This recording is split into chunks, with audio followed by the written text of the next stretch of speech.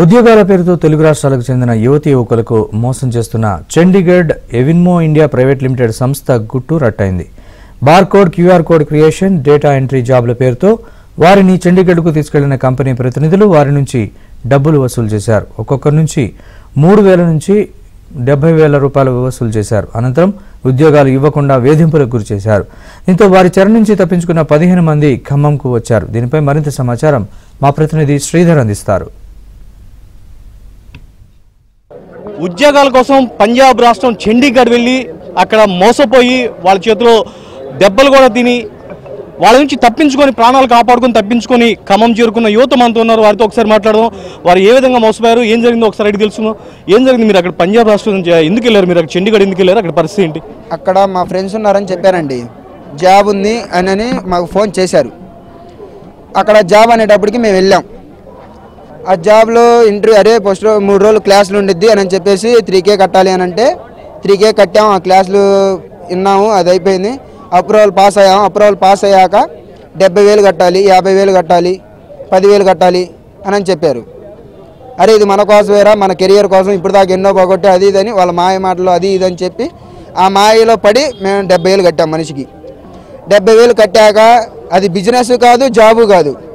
జనాన్ని నలుగురిని దించితే మన మనీ మనకు వస్తాయి అని చెప్పేసి మీలాంటి వాళ్ళని మళ్ళీ ఒక 4-5 తీసుకెళ్ళి వాళ్ళకి అప్ చెప్పాలి. ఎస్, మాలాగా మా ఫ్రెండ్స్ ని 4 దించితే మీరు ఎవరిని తీసుకెళ్ళారు మరి అట్లా? ఎవరు నేను వెళ్ళే 15 రోజులు. ఆ 15 రోజులు అసలు నేను ఎవరి ఫోన్ కూడా చేయలేదు, ఎవరిని దించను కూడా దించలేదు. కాకపోతే మనిషికి 18,000 అంట దించితే ఒక మనిషికి. అట్లా ఎంతమంది దించుకుంటే అన్ని 18,000 మంది. మీరు వాళ్ళ చెర నుంచి ఎట్లా తప్పించుకొని పారిపోయి వచ్చారు ఇక్కడికి? వాళ్ళ తరపు నుండి ఎట్లా అంటే మా అప్లైన్ ఉన్నాడు, మా అప్లైన్ దొరికాడు. అతన్ని కొట్టారు. అతన్ని కొట్టేటప్పటికి అతన్ని చూసాం మేము. అతని తన్నులు తినే చూసి పారిపోయాం. వాళ్ళు కర్రలు రాడ్లు తీసుకొని ఎమ్మడబడ్డారు. పంజాబ్ లోకల్ వాళ్ళు సపోర్ట్ చేశారు.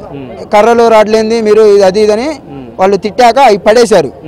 అవి పడేసి వాళ్ళు వెళ్ళిపోయారు. వెళ్ళిపోయిన గంటకో 2 గంటలకు ఆ రూమ్లో ఉన్న మా ఫ్రెండ్స్ మా బ్యాగులు చదువుకొని వచ్చి మాకు ఇస్తే పారిపోయి వచ్చాం మేము. మీలాగా అక్కడ ఎంతమంది ఉన్నారు? మాలాగా 1500 మంది దాకా ఉంటారు.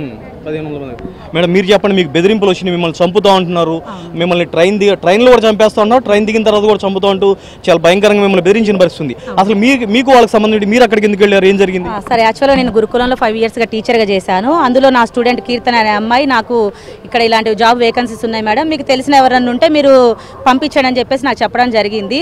అసలు ఏంటా అని చెప్పేసి నేను కనుక్కుందామని అక్కడికి వెళ్ళాను. వెళ్ళిన తర్వాత అదొక పెద్ద స్కామ్ అని చెప్పేసి అర్థమైంది నాకు. ఓన్లీ మారుమూల ప్రాంత పిల్లలు, నిరుపేద మధ్యతరగతి పిల్లలు, అది కూడా 17 నుంచి 21 ఇయర్స్ మధ్యలో ఉన్న యువకులే వాళ్ళ టార్గెట్ అనమాట. అక్కడికి వెళ్ళిన తర్వాత వాళ్ళని ఉద్యోగాల పేరుతో 70,000 కట్టించుకోవటము.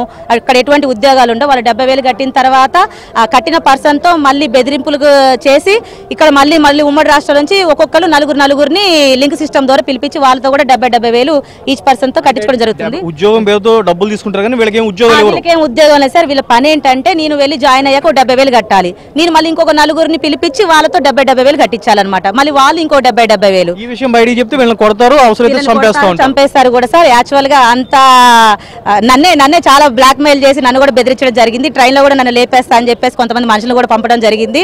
నేను వెంటనే పోలీస్ వాళ్ళకి ఇన్ఫర్మేషన్ ఇచ్చి నన్ను బెదిరించిన వాళ్ళు కూడా మన తెలంగాణ స్టేట్ వాళ్ళు ఉన్నారు సార్. ఇందుట్లో భాస్కర్ అనే వ్యక్తి ఇంకా చాలా మంది ఉన్నారు. ఆ రికార్డులంతా నేను పంపించేశాను. నన్నైతే బ్లేడ్ తో పీక కోసి చంపేస్తాము, గ్యాస్ సిలిండర్ తో చాలా ఘోరంగా నన్ను బెదిరించారు, బ్లాక్ మెయిల్ చేశారు. వరంగల్లో కనుక నువ్వు దిగితే నువ్వు కాలు పెట్టగానే నేను వేసేస్తామని చెప్పేసి అన్నారు. 100 మంది యువకులు పంజాబ్ లో చిత్రహింసలు గురవుతున్న పరిస్థితి ఉంది. ఉద్యోగాల పేరుతో పంజాబ్ తీసుకెళ్లి అక్కడ వీళ్ళకి ఉద్యోగాలు ఇవ్వకుండా వీళ్ళని వేధించి వీళ్ళని కొట్టి అవసరమైతే చంపేస్తాను కూడా వీళ్ళని బెదిరించి వీళ్ళ ద్వారా మరికొంతమంది యువతని వాళ్ళ చెరలోకి తీసుకొచ్చి వాళ్ళ దగ్గర నుంచి డబ్బులు దొబ్బి ఉద్యోగాల పేరుతో ఉద్యోగాలు ఇస్తామని చెప్పేసి వాళ్ళ దగ్గర డబ్బులు తీసుకొని వీళ్ళని మోసం చేసి వేధించే పరిస్థితి 100 మంది తెలుగు రాష్ట్రాలకు సంబంధించిన అనేక ప్రాంతాలకు సంబంధించిన యువత ఈ ఎవిన్మో ఇండియా ప్రైవేట్ లిమిటెడ్ అనే సంస్థకు సంబంధించిన ఆ వ్యక్తుల చేతిలో, ఆ ఏజెంట్ల చేతిలో మోసపోయారు. వీళ్ళ మొహాలు బయటకు కనిపిస్తే వాళ్ళు గుర్తుపట్టి ఎక్కడొచ్చి వీళ్ళని చంపేస్తారన్న భయంతో వీళ్ళు మొహాలకు కర్చీఫ్లు, మాస్కులు కూడా పెట్టుకుని తిరుగుతున్న పరిస్థితి. అంటే ఎంత దయనీయమైన పరిస్థితి మనం అర్థం చేసుకోవచ్చు. ఒక ఉమ్మడి ఖమ్మం జిల్లానే కాదు, తెలుగు రాష్ట్రాల్లో పెద్ద ఎత్తున ఈ రకంగా మోసానికి గురైన యువతున్నారు. వీళ్ళందరూ కూడా తమకు న్యాయం చేయాలని చెప్పేసి ఈరోజు ఖమ్మం ఖమ్మం సిపితో పాటు పోలీసు ఉన్నతాధికారులు కూడా కలిసి ఫిర్యాదు చేయబోతున్నారు.